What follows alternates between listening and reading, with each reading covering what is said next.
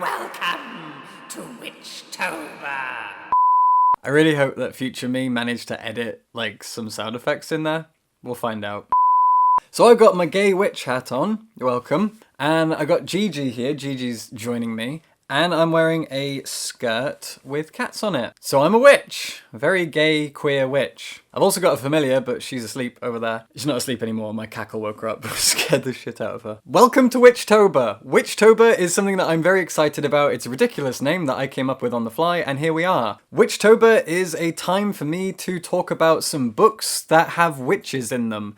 Books about witches, books not by witches. I mean, maybe. Witchy books. I've got like 15, I think now, maybe more. I've made a list, and I'll link the list in the description. You can go look at that. But I'm going to take that list, and I'm going to read or reread a bunch of books that are all witchy in October, and I'm going to do a few videos on them. I've currently read 3, so I thought I would take this video as an opportunity to talk about those 3 books in particular, and maybe mention some of the other books that I've got lined up that I'm excited for. Let's go! I also forgot about Gengar. This is Gengar. This is my special Frankenstein's Gengar that I got on Halloween like 3 Halloweens ago when I was in Tokyo. I love him, so I've got him.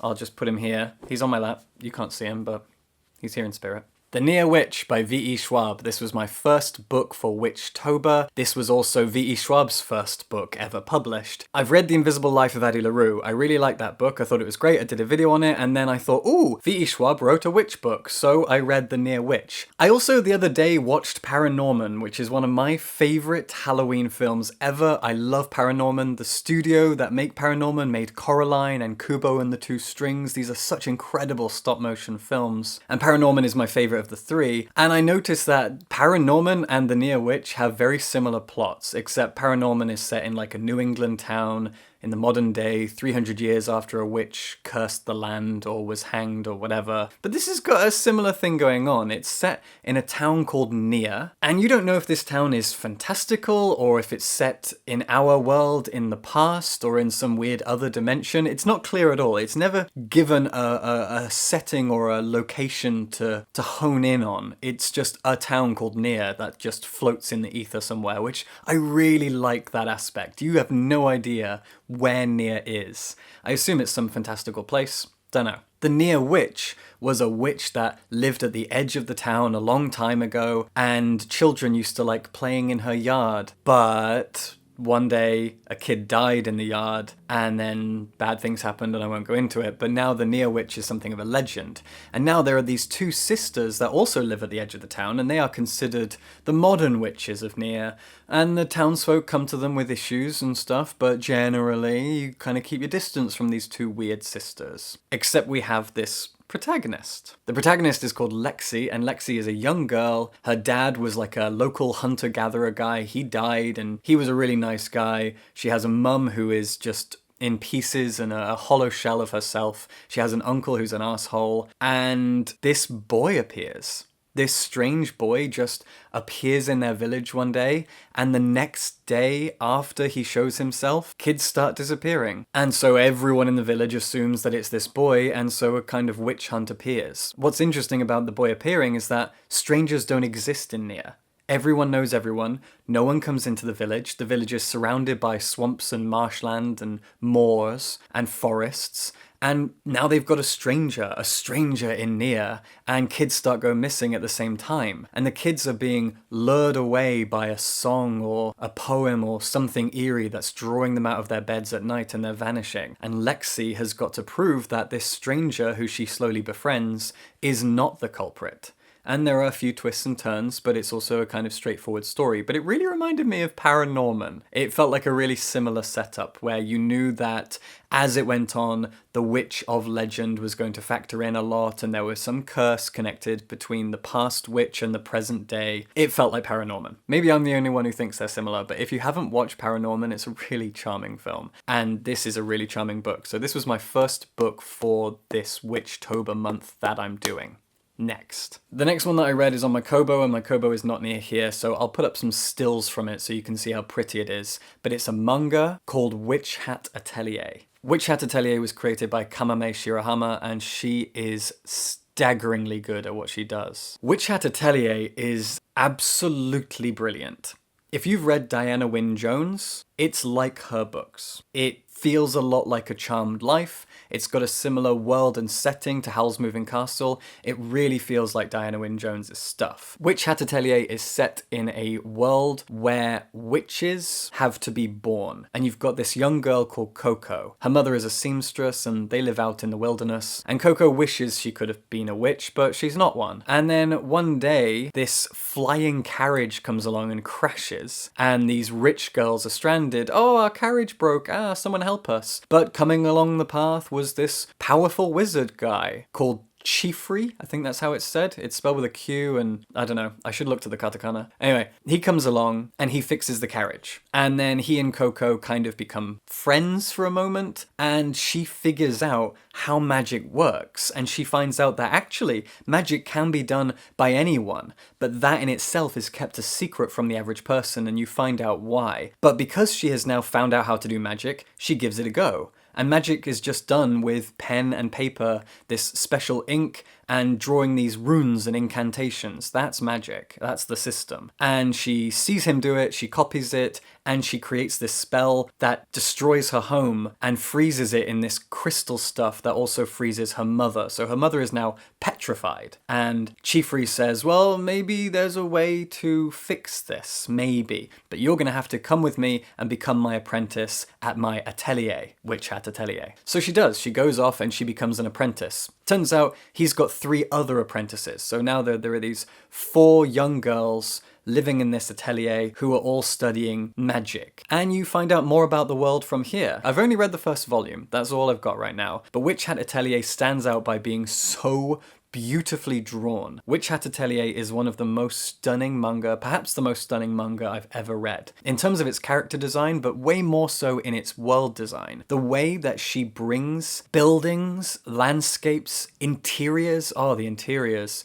to life is absolutely brilliant. It's kind of like, not to mention J.K. Rowling, I don't like mentioning J.K. Rowling, but when you first watched the film adaptations of Harry Potter and you saw how the set designers, costume designers, even the composer, all of these people brought that world to life. So it was no longer your imagination reading it, it was these people creating it for real. Suddenly you could see it and feel it and hear it. This is what it feels like to read Witch Hat Atelier. It feels like she has taken Diana Wynne Jones's world and the feeling that you get when you read her novels and created a visual spectacle out of it. So we are seeing the visual realization of our childish imagination when we think of witchy and wizardy places. It's so gorgeously drawn. I cannot praise this manga enough for how gorgeously drawn it is. And the third book, and the final book that I've read so far for Witchtober, is this, The Lighthouse Witches by C.J. Cook. C.J. Cook is a pretty legendary author. She's written a whole bunch of stuff that's been translated into like 20 different languages. And this is her latest novel. It only came out about a week ago at the time of recording. I was looking forward to it. I wanted to read it as soon as possible and it inspired me doing this whole Witchtober thing. And it's really good. I read it and it's great. The cover, as you can see, is stunning, and it's exactly as good as the cover makes you hope it'll be. It really is a gorgeous, gorgeous piece of fiction. It tells the story of a lighthouse on a Scottish island called Lawn Haven. I don't know if I'm pronouncing it right. Sorry, everyone. But it's this lighthouse that has a long history, as does the island itself. And it begins with a family in 1998. You've got a mother who is a painter and an artist, and she has 3 daughters. So our mother is called Liv, and Liv has 3 daughters, and her eldest daughter is Safi, short for Sapphire. And she's a rebellious and angry teenager, but she has a right to be rebellious and angry because she cannot trust her mother to do right by her kids. And it's kind of a sad story. It's a kind of sad setup, the way that their lives have panned out up until this point. But Liv also has 2 younger daughters who are about 7 and 10, I think they are. And they are Luna, who's the middle child, and Clover, who's the youngest child. And these 2 girls are a little bit more, optimistic, as young girls are. And the 3 of them have ended up on this island because the guy, this mysterious rich man who owns the lighthouse, has asked them to paint a mural inside the lighthouse. He has decided that he wants to turn a room in the lighthouse into this writer's room, this writer's study. And so she has to paint this big mural. But the mural is basically a giant witchy rune. And she's a little confused, but she's like, fine, he's paying me, whatever. And so she lives on the island and slowly paints this mural for him, but she doesn't know him, she hasn't met him yet, only corresponded with him through someone else, so it's all a bit mysterious. And the island has a past. But then we jump forward in time to the middle child around the age of 31, 32, Luna. She is now in 2021, this year, she's pregnant, and she and her partner are on the rocks, maybe separating. Very early on in the book, we find out what happened at the end of Liv's story. By flitting back and forth between the present and 1998, we kind of find out where the 1998 journey ends, but not how it got there. So we continue to flip back and forth between these two time periods, these two perspectives. Liv's story is told in the first person, Luna's in the third person. And we also get Sapphire's perspective as well from 1998, also in the third person. And eventually we also get a diary, and the diary is weird because it's written by the guy who owns the lighthouse, and yet the diary is set in the 17th century. So there's some kind of supernatural time travel mystery thing going on, but you don't know anything about it at first and you just have to go with it. And it's Sapphire who's reading this diary, basically to us. So I've given you a lot of different pieces here from the past and the present, but I'll finish by saying one of the most interesting things that happens early on is that Luna is called back up to Scotland. Remember, she's now 31-ish, she's pregnant, and she's been called up to Scotland because her sister Clover, who went missing in 1998, has been found. Luna is the only person who survived whatever happened on the island. Liv disappeared, Sapphire and Clover. They all vanished. But now Clover has been found. But when Luna gets up to Scotland, I think she goes to Inverness, she meets Clover. And Clover is still 7 years old. She's still the same age she was when she went missing 20 years ago. And she also has some writing, some numbers scarred into her skin. I'll leave it there. The huge mystery that unfolds from here is absolutely brilliant. I really, really enjoyed it. And the way it flits back and forth between 1998 and the present, as well as a diary from the 17th century that basically teaches us about the history of the island before there was a lighthouse, what happened on the island, how it all ties to witches and witchcraft, and how we're going to get from 1998 to 2021, how 3 out of 4 women went missing, and why. Is there something supernatural at play? You'll find out when you read The Lighthouse Witches. Those are my 3 witchy books that I've read so far for Witchtober, and I'll be reading a lot more. Ages ago, I bought and didn't end up reading The Manningtree Witches by A.K. Blakemore. I'm going to be reading that soon, as well as Cunning Women by Elizabeth Lee. So I've got a big stack. I'm also going to mention a few witchy books that I've already read, and I'm excited to maybe reread if I have time, but at least talk about. One is Witches, with a Y, by Scott Snyder and Jock, which was a brilliant comic that they made for Image Comics about 5 or 6 years ago. They made 1 volume out of 6 issues and then never did anything else, and they keep promising they're bringing out volume 2 and they just haven't. But I used to be a huge comic book fan, and Witches remains one of my favorites. It might be my favorite thing that Scott Snyder ever did, and I loved his Batman so much. But I loved Witches even more, and Jock is such a great artist. Witches is creepy and horrible, and it takes the concept of the witch to just the most disgusting degree. Witches is a fantastic comic book. I'm also going to rewatch The Witch, which is one of my favorite films. I actually prefer it to The Lighthouse, which is by the same director. I don't know if that's sacrilege or not, but I love The Witch so much. Terry Pratchett. So I love Terry Pratchett's Witches very, very much. And I really obviously like Equal Rights, the first Witches book that introduced Granny Weatherwax. But I also have Masquerade here. Sorry, Hat. I also have Masquerade, which I haven't read yet, and I'm very, very excited to read this, so I'm going to try and find the time to read this as well. There are more.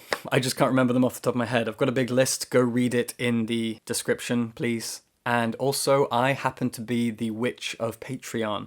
And if you join my Patreon, I'll give you a few witchy gifts and things, please. What am I doing? Join my Patreon, please. Anyway, if you've enjoyed this, great. Subscribe for books, and have a very witchy Witchtober.